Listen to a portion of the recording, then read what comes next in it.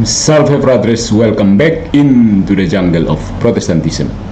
Saya mau mengajak kita untuk terus membongkar kebobrokan logika para pendeta, terutama yang ditunjukkan oleh pendeta Patrick Smith.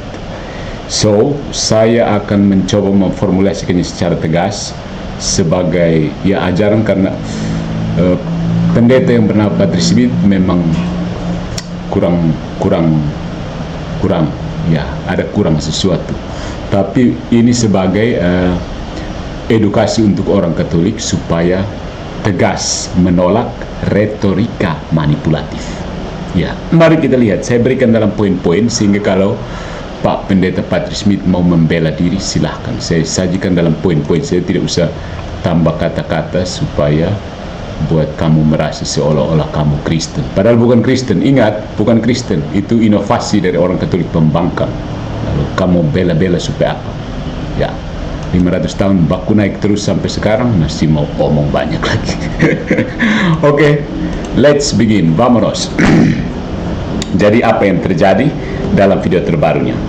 Jadi ini saya akan menunjuk langsung terhadap kesalahan asumsi Anda, kekeliruan logis Anda, dan retorika manipulatif Anda. Yang pertama, bagian pertama, sok tegar tapi rapuh, argumen ad hominem terbalik. Klaim Anda, kalau saya bukan levelnya Romo Allegro, mengapa dia tanggapi saya terus-menerus? Itu membuktikan saya punya substansi. Oke. Kesalahan Anda di sini adalah non sequitur dan argumentum ad hominem terbalik. Patrick Smith menganggap bahwa karena dia ditanggapi oleh Romo, maka itu bukti bahwa ia penting dan benar. Logika ini sama seperti menyatakan bahwa karena polisi datang menilang pelanggar lalu lintas, maka pelanggar itu pasti ahli dalam undang-undang jalan raya. Tidak semua tanggapan adalah pengakuan superioritas. Kadang tanggapan diperlukan karena kerusakan publik yang ditimbulkan oleh opini liar. Saya terus-menerus menyapu sampah yang terus datang ke kamar saya. Bukan karena sampah itu penting, tapi sampah itu harus dibuang. Sampai sini paham? Ya. Bagian kedua, logika dangkal dalam pengalihan isu. Klaim, saya tidak menegur Rudy karena sudah ada yang lebih dulu dibantai, yaitu Erastus. Jadi, tuduhan bahwa Protestan tidak punya standar objektif itu salah. Kesalahan Anda, red herring pengalihan dan false equivalence. Patrick Smith gagal menjawab substansi kritik bahwa Protestantisme tidak memiliki mekanisme korektif universal. Bukan hanya soal dia menegur siapa. Buktinya Rudy layar teologi tidak tunduk kepada Patrick Smith, bukan karena dia tunduk saja kepada Alkitab. Erastus Sablono tidak tunduk kepada Deacon Gadas. Iya kan? Tidak ada yang tunduk kepada Deacon Gadas atau Patrick Smith.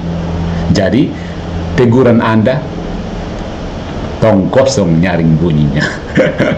Masalahnya bukan siapa ditegur duluan, masalahnya adalah siapa otoritas yang bisa mengatakan ajaran Protestan X sesat dan ajaran Y benar.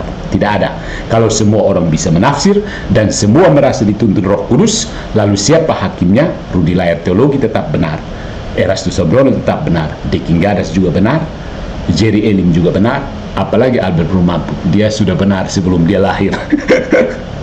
Atau apakah memang semua bebas dan tidak ada pengadilan teologis yang final dalam Protestantisme? Coba jawab jujur. Tidak ada pengadilan yang final, bukan? Anda sendiri akan mengaku bahwa 500 tahun sampai sekarang kalian baku naik ajaran terus, baku tegur sana sini. Ya. Karena apa? Sebenarnya tidak bisa baku tegur. Bagian ketiga, standar objektif yang subjektif. Klaim, standar objektif kami adalah Alkitab, bukan magisterium. Kami menafsirkan dalam komunitas. Oke, kesalahan Anda adalah assumptio non probata, asumsi tanpa bukti, dan inkonsistensi epistemologis. Kenapa? Mengklaim Alkitab sebagai standar objektif tidak menjawab masalah utama, yakni siapa penafsir yang sah dan final ketika dua orang berbeda tafsir. Ketika Anda menegur Erastus atau ketika Anda menegur Rudy layar teologi, siapa yang mengatakan bahwa antara kamu dua ini siapa yang benar? Alkitab tidak bisa bilang, oke, sekarang Patrick Smith yang benar, dan besok berubah, nanti besok baru Rudy layar teologi. Tidak mungkin, bukan? Harus ada seseorang yang membaca, menafsirkan, lalu memutuskan. Baca kembali Konsili Yerusalem, Kisah Para Rasul bab 15. Dan jika komunitas adalah solusinya, maka komunitas mana bro? Reformed karismatik, Lutheran, Baptis, GPIB, GBI, atau yang non-denominasional. Setiap komunitas punya tafsiran sendiri yang sering bertentangan. Artinya, objektivitas itu tetap jatuh ke ranah subjektivitas komunitas. Akhirnya, Protestan tidak punya norma normansi yang final. Ya kan? Paham di sini. Nah, bagian keempat, pengakuan tersembunyi dari Patrick Smith adalah kami saling mengkritik. Kami saling mengoreksi sejak abad ke-16.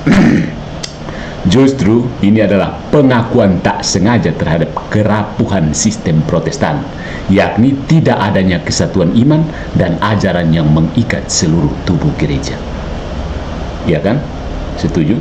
Fakta bahwa Protestan telah saling mengkritik selama 500 tahun tidak membuktikan kemurnian. Justru itu bukti bahwa tidak ada otoritas yang final. Bandingkan dengan gereja Katolik yang punya mekanisme dogma, konsili, dan magisterium. Tidak hanya asal debat, ayo debat, asal debat, ayo debat. Begitu tamat STT, ajak orang debat. Tamat STT, ajak orang debat. Itu kamu mengajar atau mengapa di situ?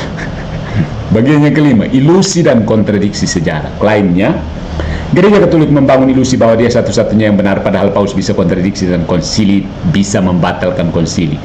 Strawman, karikatur, anekdot sejarah yang tidak kontekstual dan kesalahan kategori. Konsili tidak pernah membatalkan dogma dogmatis yang sudah dideklarasikan secara definitif. Adanya klarifikasi pastoral, perubahan disiplin atau revisi ekspresi bukan berarti kontradiksi iman. Sedangkan di pihak Protestan tidak hanya ekspresi, bahkan doktrin keselamatan pun berbeda-beda. Ada yang percaya baptisan menyelamatkan, ada yang tidak. Ada yang percaya kehilangan keselamatan, ada yang tidak. Siapa yang pegang kunci? Tidak ada. Ya. Bagian keenam, fondasi di atas kertas, bukan batu. Fondasi kami adalah Kristus, bukan wakil Kristus. Kristus tidak butuh wakil. Kesalahannya, ignorantio elensi, menjawab yang tidak ditanyakan, dan reduksi simplistis terhadap doktrin gereja. Yesus tidak butuh wakil untuk menjadi juru selamat, tapi ia sendiri menunjuk para rasul sebagai perwakilannya.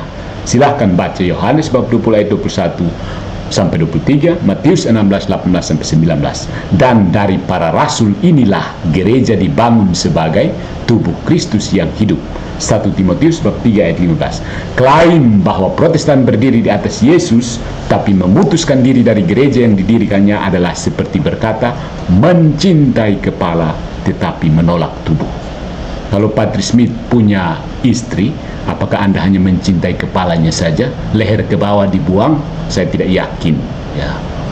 Bagian ketujuh, emosi dan retorika menggantikan logika. Sepanjang pernyataan dalam videonya, Patrick Smith penuh dengan emosi, serangan pribadi, dan retorika murahan. Namun, minim pembuktian sistematis. Dia melempar ayat seperti granat, berharap meledak tanpa konstruksi doktrin yang koheren.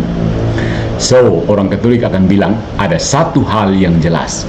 Ketika seorang Protestan menolak magisterium, maka ia tidak punya otoritas final selain dirinya sendiri. Dia menuduh Katolik menambah Injil, tapi ia sendiri menambah tafsir tanpa kuasa. Dia menolak sistem yang mengikat, namun dengan itu memeluk anarki rohani.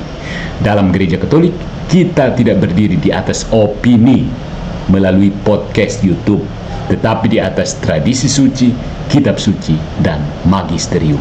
3 pilar yang dijaga oleh Kristus sendiri sampai akhir zaman. Matius bab 28 ayat 20. So, sebenarnya kalau saya mau beritahu kata kunci, Protestan itu tidak jujur.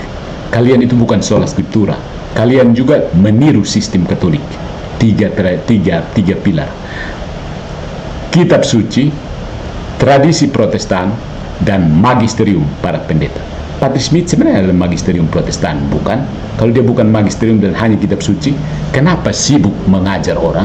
Magister dari bahasa Latin artinya guru atau pengajar. Jadi ketika Anda mulai berkhotbah, Anda sedang menjalankan tugas sebagai magisterium. Jika prinsip Anda murni sola scriptura, tiap hari Anda hanya bertugas memperbanyak cetakan kitab suci lalu suruh orang baca. Bukan, tetapi requiescat in pace, konsistensi di dalam Protestan. Sampai sini paham ya? Kenapa? Ya, seperti itulah. Jadi, yang Katolik jangan tertipu dengan retorika murahan ala pendeta Protestan abal-abal. Protestan yang biasa anti Katolik itu tidak ada. Protestan yang tenang-tenang mengajar, itu mereka tahu sejarah, paham tentang siapa Katolik, sehingga tidak korek-korek Katolik. Protestan yang anti Katolik itu biasanya gatal terhadap Katolik.